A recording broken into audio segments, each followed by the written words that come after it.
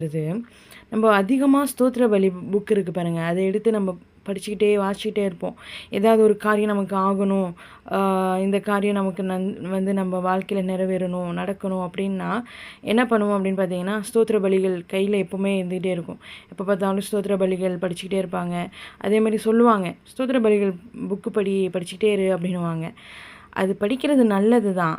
ஸ்தோத்திர பலியிடுகிறவன் தேவனை மகிமைப்படுத்துகிறான். ஆனா, அதை விட முக்கியமானது என்னன்னு பார்த்தீங்கன்னா, தன் வழியை செவ்வைப்படுத்துகிறவனுக்கு தேவனுடைய இரட்சிப்பை வெளிப்படுத்துவேன் என்று சொல்லுகிறார்.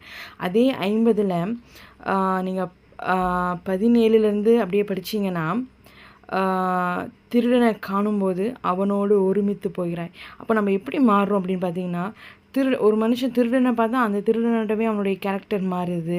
அடுத்தது 19வது வசனத்தில பார்க்கும்பொழுது, உன் வாயை பொல்லாப்புக்கு திறக்கிறாய். நம்ம வாயை திறந்தாலே எதுக்கு திறக்கிறோம் அப்படின்னு பார்த்தீங்கன்னா, சண்டை போடுறதுக்காகவும், கெட்ட வார்த்தை பேசுறதுக்காகவும்.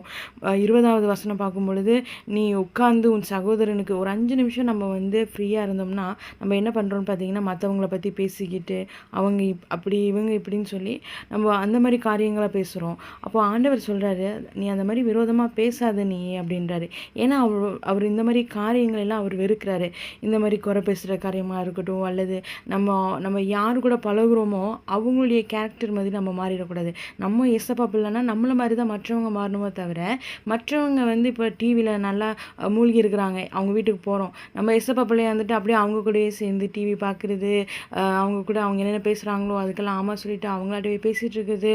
அவங்களுடைய கேரக்டரில் நம்ம மாறிடக்கூடாது. ஆண்டவர் அதை தான் சொல்கிறாரு, தன் வழியை செவ்வைப்படுத்துகிறவனுக்கு தேவனுடைய ரட்சிப்பை வெளிப்படுத்துவேன்.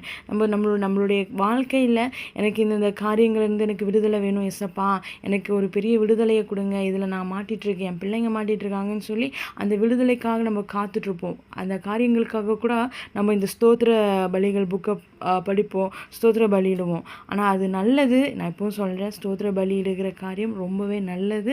ஆனால் அதை விட முக்கியமானது நம்மளுடைய வழியை நாம் செவ்வைப்படுத்தி கொள்ள வேணும். ஆண்டவர் நீங்கள் 50வது அதிகாரத்தை படிச்சிங்கன்னா தெரியும், ஆண்டவர் என்னென்ன காரியங்களை விட்டு விலக சொல்கிறாரோ, வெறுக்கிறாரோ, நம்மளுடைய பாதையில் ஆண்டவருக்கு பிரியமில்லாத காரியங்கள் என்னென்ன இருக்கோ அதையெல்லாம் நம்ம சரி செஞ்சு நம்மளுடைய வழியை செவ்வைப்படுத்தும் பொழுது நமக்கான ரட்சிப்பு, அது எந்த ஒரு காரியத்திலேயா இருந்தாலும் ஒரு விடுதலையை நம்மளால் நம்மளுடைய வாழ்க்கையில் பார்க்க முடியும். கர்த்தர் தாமே உங்களை ஆசீர்வதிப்பாராக. ஆமென்.